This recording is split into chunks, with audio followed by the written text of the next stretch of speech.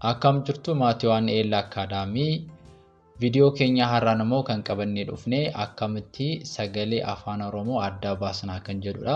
Akkuma beekamu sagaleen afaan Oromoo gosoota qubee lama jechuun qubee dubbifamaa fi qubee dubbachisuudhaan ijaarama.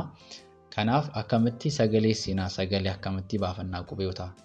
Kana qubeewwan dubbachistu fayyadamuudhaan akkamitti sagaleessinaa kan jedhu kan ilaallu ta'a jechuudha.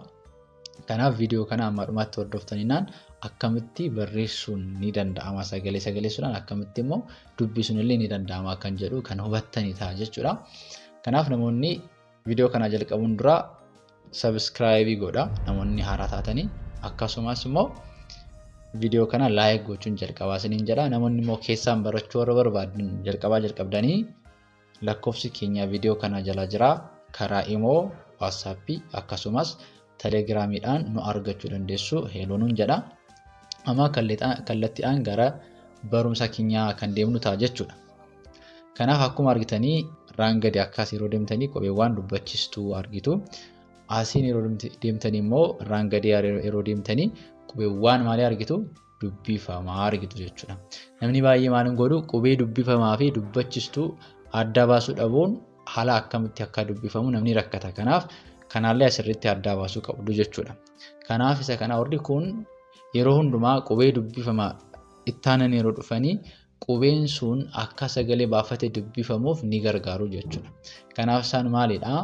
A, E, I, O, U jenna jechuudha. U jenna.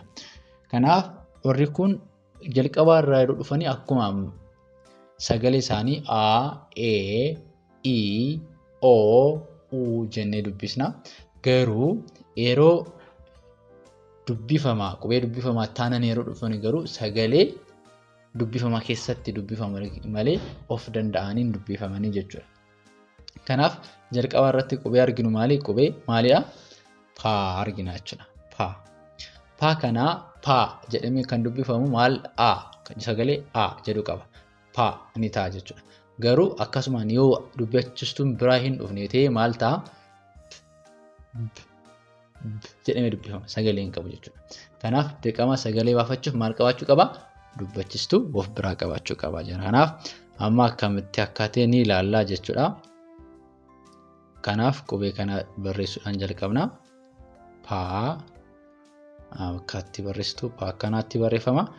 Ituu boca adamteenii barreessitan illee bareeda.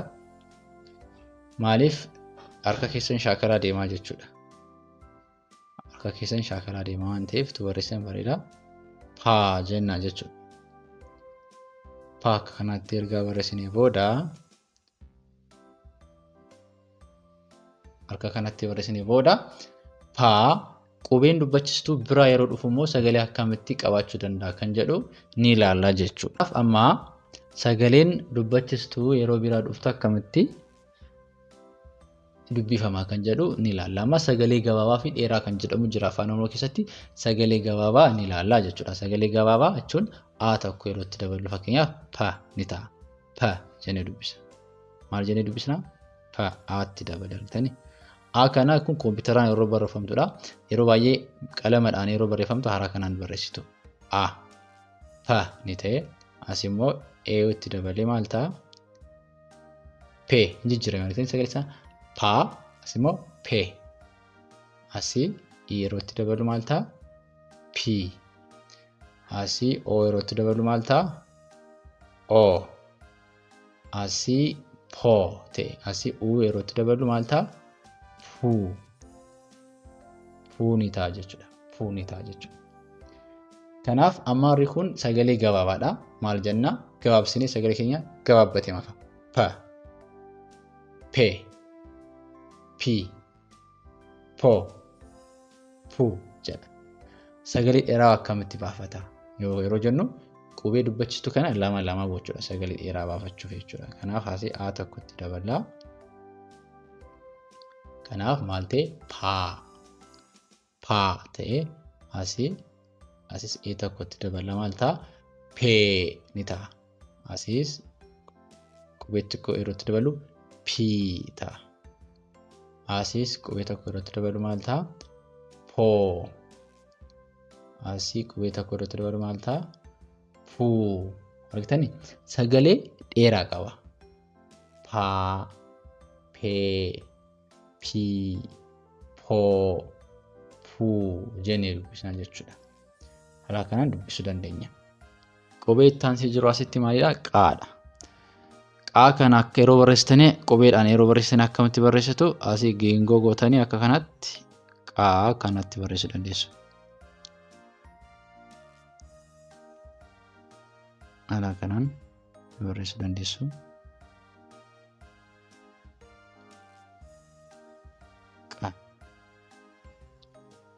Haala kanaan barreessuu danda'ama jechuudha.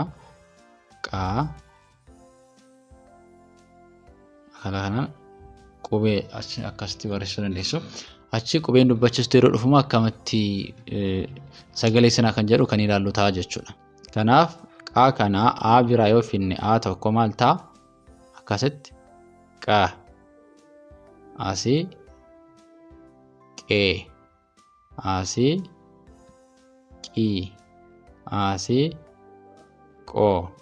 Asii u waan ta'eef quu.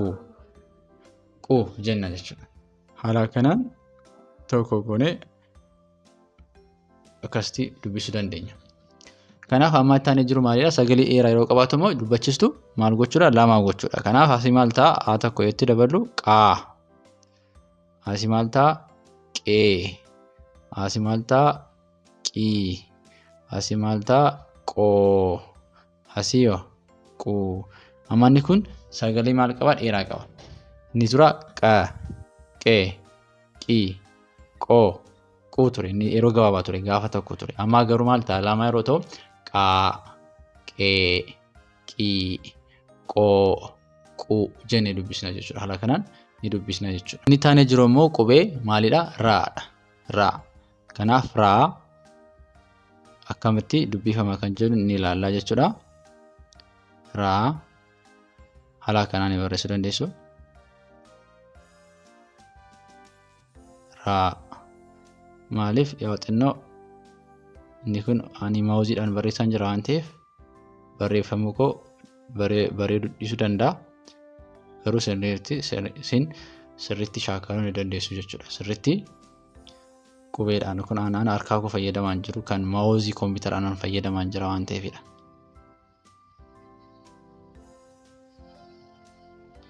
Okay, amma raa qofaatti barreeffamee jira. Inni kun akkamitti dubbisna? R jennee dubbisna. Maaliif sagalee hin qabu. Garuu dubbachiistuu yeroo biraa keenyu akkamitti akka dubbifnu ilaalla jechuudha. Kanaaf asii raadhame. Raa kana qubee a tokko ra jenna. A ra. Asio re. Asio ri. Asio ro. Asio malte rote. Ra, re, ra, re, ri, ro, ru jenna. Ammoo sagalee dheeraa yeroo goonu maal ta'a? A tokko daballa. Ra. E tokko re. I tokko yeroo dabalu ri. O tokko yeroo dabalu ro. Asio ro. Ra, re, ri, ro, ru ni ta'a jechuudha. Kanatti dubbisuu dandeenya. Jiru maali? Saadha. Saalli akka kanatti boocuu dandeessu. Sa haala kanaan boocuu ni danda'ama. Kanaaf sirriitti hordofaatiin ittiin wajjin shaakaltan immoo bareeda. Maaliif namni yeroo dubbatu akkasumas barreeffama yeroo shaakalu bareedaa ni ta'a waan ta'eef jechuudha. Kanaaf saa kan akka kanatti barreessee jira. Inni kun amma qofaatti haala sagalee baafannee sagalee adda addaan dubbisuu hin dandeenya. Kanaaf sagalee adda addaa baafatee akka dubbifamuu fi dirqama dubbachiistuu ni barbaachisa jechuudha. Kanaaf asii a sa jechuuf sa a tokko dabala sa jenna. A tokko dabala sagalee gabaabaadha. Asii immoo se jechuuf e tokko dabalee se. Asii i tokko yeroo dabalu si. Asii o tokko yeroo dabalu so. Asii immoo u tokko yeroo dabalu maal ta'a? Su ta'a. Sa, se, si, so, su. Inni kun maalidha? Sagalee gabaabaadha jechuudha. Sagalee lama yeroo qabaatu akkam ta'a? Saa. Inni dheerata argite? Sa inni ture maal ta'a? Saa. Asii hoo? See. Asii sii. Asii soo. Asii hoo? Suu ni ta'a jechuudha. Suu ni ta'a jechuudha. Suu ni ta'a jechuudha. Inni taane jiru akkuma argitanii maalidha? Qubee ta'a. Ta'a qubee dubbifama keenya maali? Dubbifama keenya qubee ta'adha. Ta'as qixxaa xiqqaadhaan barreessina. Akka kanaatti barreessuu dandeenya. Ta'a xiqqaa kanaatti barreessina.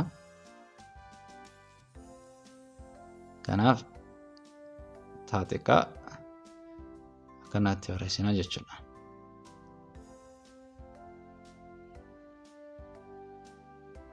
Kanaaf qubee dubbachiistuu waliin yeroo dhufu akkamitti dubbifamuu kan jedhu qubee dubbachiistuu dabaluun ilaallaa jechuudha. Amma ta'a jalqabaa kana qubee dubbachiistuu a yeroo itti daballu ta ni ta'a jechuudha. Ta ni ta'a. Maaliif sagalee gabaabaa waan ta'eef ta jennee dubbisna. Maal jennee dubbisna? Ta. Asii yeroo itti daballu te kan dubbisaa jirru dubbifama kanadha garuu sagalee immoo kan qabu eenyudha? Sagalee immoo kan shakana qabata. Te jedhee jechuudha. Asii ti. Asii to. Asii tu. Jennee dubbisuu dandeenya. Inni kaanii maali? Sagalee dheeraa yeroo qabaatu immoo aatu tokkotti dabaluudha. Maal ta'a? Taa. Asii hoo? Tee. Asii tii. Asii too. Asii immoo tuu. Tuu jennee dubbisuu keenya akkam jenna? Asii fakkeenyaaf paa, qaa, raa, saa, taa jenna. Asii hoo?